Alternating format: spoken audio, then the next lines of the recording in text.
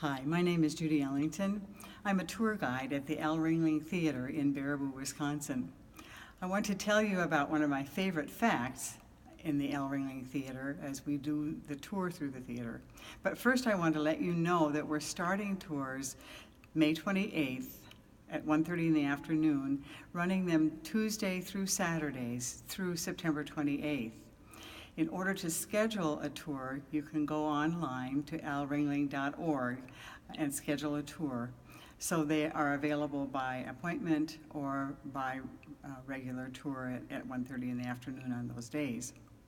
So my favorite fact, and I have to say it's one of my favorite facts, are the Corinthian columns, the gilded Corinthian columns that are seen throughout the theater.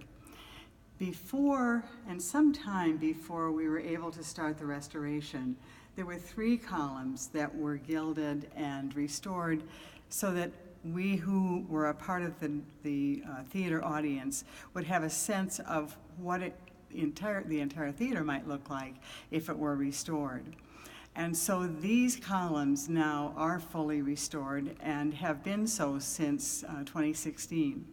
The theater was closed from June 2015 to the opening date in February of 2016 in order to restore the theater fully.